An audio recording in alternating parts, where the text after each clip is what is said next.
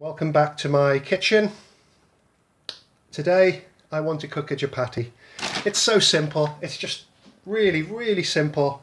People have been making this bread for thousands of years, and people are buying chapatis frozen in packets from supermarkets. They're buying supermarket naan bread and that type of thing, but I always think, well, you can make chapatis. They cost a couple of pence to make. They're foolproof once you've practiced your techniques. They're foolproof to make. They're simple, they're enjoyable, they're authentic, and yeah, so many people are cooking them. So I'm just going to do about 2 or 3. So there you go. I'm not measuring anything out. We probably have about a cup of flour there, and we're going to add a little bit of water. Some people talk about ratios and that type of thing. If I've used too much water, I'll just add a little bit of flour. I'm not measuring anything out. Right, and I'm going to stir that, combine the water with the flour. I'm going to put a little bit more flour in because I put too much water in. And you'll know when you've got enough water because everything will combine and it won't be so sticky. And everything will be removed off the sides. That's still a little bit moist, and I'm not going to give any measurements for ratios because it just depends on the flour you're using. Today we're using atta flour. It's brown, it's the healthiest chapati you can eat. A lot of other chefs, they will use a combination of maida or plain flour and mix it a 50-50 ratio with the atta. But this is just simple chapati, and you can see that I need to add a little bit more. You don't want it to stick to your hand. I think that'll be about right. And you can see everything's not sticking to the sides anymore, and there you have it. This is the time I'll actually use my hands, and I will form a dough. Okay. It's a bit sticky still, so I'll add a little bit of flour as I go on. You don't want it to stick to your hand. We'll get to the correct consistency in a moment. Still a little bit moist, a little bit more flour. This is fun to make. You can get your kids involved. It's so easy. Flour and water. I don't use any salt in mine. You can, of course, use salt if you want. Right. So you can see the camera is not really focused on what I'm doing there. So that's the consistency you want. Work it in a bit. Make sure it's not sticking to your hands. And knead the dough for about. I did it. People say 7 minutes to knead the dough. It depends how aggressive you are at kneading, doesn't it? Just make sure everything's well combined. So we're getting a dough ball there. I'm just going to cover it with flour.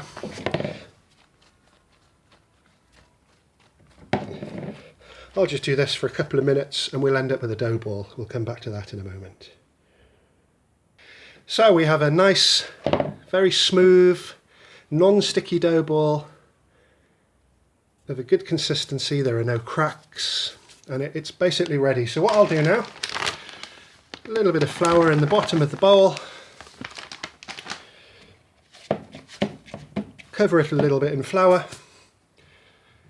and then put a cloth over it. Make sure not much air gets to it because it'll dry out on the edges, and leave it rest for about 10 to 15 minutes, and then we're going to come back to that. So that's been resting now for 10 to 15 minutes, and the resting is really important because what happens during that resting time is the water absorbs into the dough very evenly, and you get nice puffy chapatis. Okay, and because I'm using brown atta, I will leave it for 15 minutes because the grains in the flour are more coarse. So I've got my ball of dough. What I'm going to do now is, this is enough for 2 chapatis, so I'm going to half it, and I'm going to make balls. I'm going to knead it once again not too much, just so you get a nice even ball. Okay, it takes a little bit of practice. Use the lower part of your hand for this, not your fingers, and then you'll get nice balls. Perfect. Great, do the same with the other one. And as you're kneading it for the second time, just work some of that excess flour into the ball, and there you go. So we've got 2 chapatis there, and again we're going to pop that back into the bowl with some flour. We're going to give it a stir so it doesn't stick as it expands slightly, and we're going to leave that rest for about 5 to 7 minutes, and we're going to come back to it. So those 2 dough balls have been resting now about 5 minutes. What we want to do is, bear with me a moment, put a little bit, dust the surface a little bit by all means, but put a little bit of flour into a bowl. This is the real Indian way, as anybody that's been to India or any of those similar countries will see. So put it in some flour, cover it a little bit on the surface, not too much, and then get your rolling pin. And this is the tricky part, you know. Well, it's not tricky. What you want to do is to make a nice round shape. You don't want it too thin, you don't want it too thick. Obviously, if you do a really thin roti, it's a Romali roti. I'd love to do a recipe in the future about that. Okay, so you want it probably about 2 to 3 millimeters in thickness.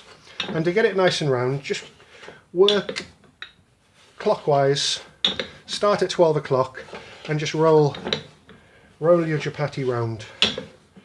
Yep, there you go. And just keep on turning it. The trick is, if you want a nice, consistently cooked chapati, is to roll it all the same thickness all the way. So that's how you're going to get it to puff up a bit. If you've got one side thicker than the other, what will happen, the steam in the chapati as it's cooking will be more one side than the other. So you want it pretty uniformed. Okay, starting to get there now.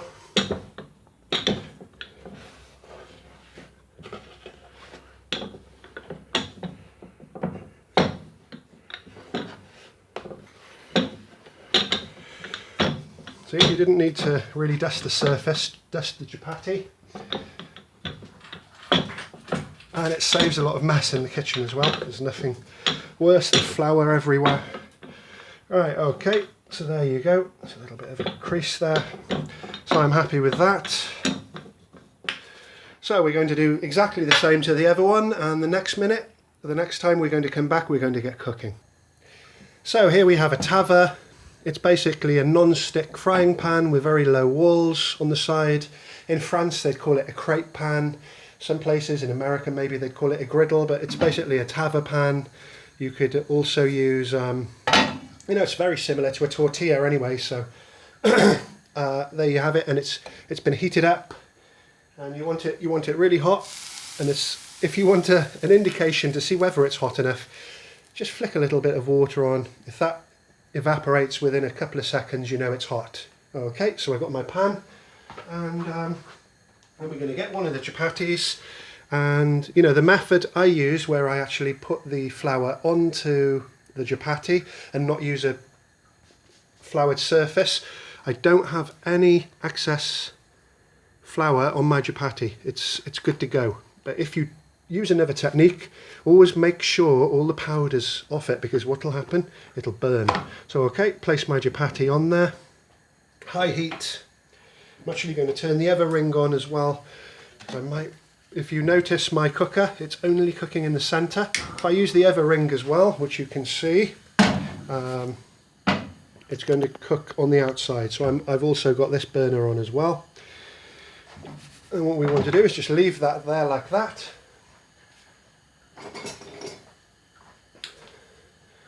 And I'm going to do this in real time anyway, because it's quite exciting watching it bubble.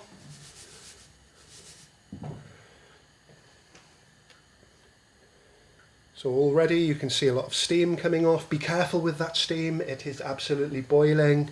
really. The times I've burnt my fingers picking up hot chapatis, especially when they're puffed up and all that steam just comes out onto your hand, really, really painful. It'll leave you with maybe even a scar. It's very, very hot. Okay, so that's starting slowly to bubble. The edges are starting to curl up, and what's actually happening is the heat is heating up the water content in the chapati, and inside steam is being created, which causes the bubbles and obviously causes your bread, your chapati, your roti to cook. Okay, so I'm going to put that onto the other one now. I should be using a burner which is the same width as the pan. What I find, I'll just put that there like that. If I only use this one, it seems to heat up more in the middle. So yeah, it's a technicality with my cooker.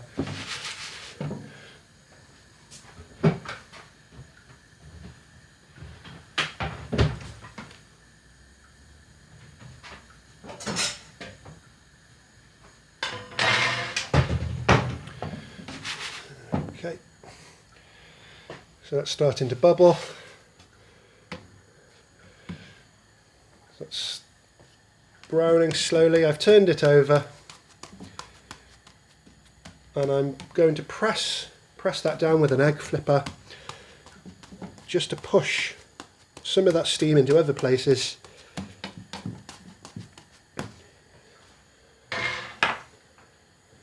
And we'll watch that slowly puff up. If you want better results, if you really want it to puff up, use white flour or use white atta flour. It's finer. I always find with the heavier, browner types of flour like brown atta, you don't get so much bubbling, but you know, it's the healthiest option and it's really tasty. Goes great with any curry you like, anything with the sauce. It's amazing. You can use it as wraps. I personally love bindi masala wrapped up in one of these. Okay, we're getting some great bubbles on now. Let's press that down, make sure the surface of the chapati is in contact with the metal. Let's give that another turn. Okay, and that's really becoming steamed now. You can see a lot of bubbling taking place, just how I want it.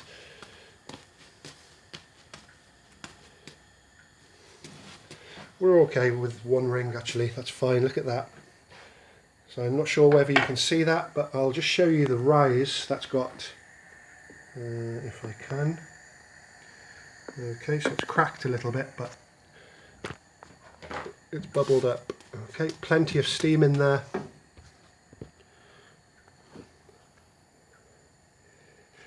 Quite primitive camera methods, I do apologise, but I say it's all about the food really.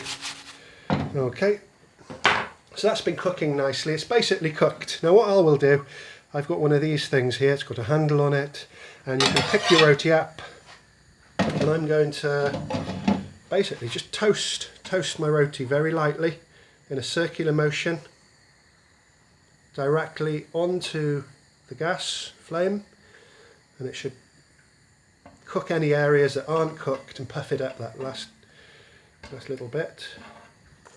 Let's turn it round.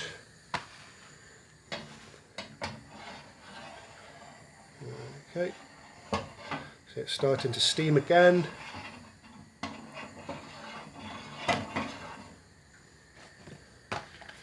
And there you have it. Simple, easy, delicious, healthy chapati.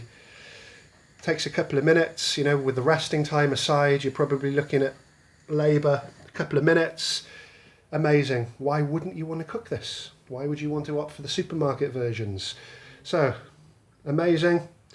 Any questions? Feel free to like, subscribe, criticise, whatever. Thanks for watching.